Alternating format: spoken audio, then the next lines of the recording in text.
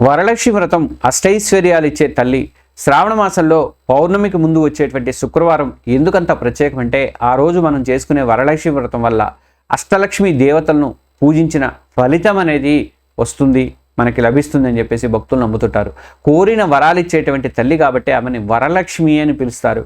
వివాహమైనటువంటి మహిళలు తమ కుటుంబం బాగుండాలి, సంపద, విద్య, శాంతి, సంతోషం ఇలాంటి అష్టైశ్వర్యాలన్నీ కలగాలని చెప్పేసి ఈ వ్రతాన్ని భక్తి శ్రద్ధలతో చేసుకుంటూ ఉంటారు.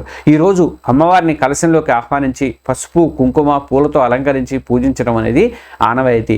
అమ్మవారి ముఖాన్ని ప్రత్యేకంగా అలంకరించి తోరం కట్టుకొని వ్రత కథను చదువుకొని పూజను పూర్తి చేస్తారు.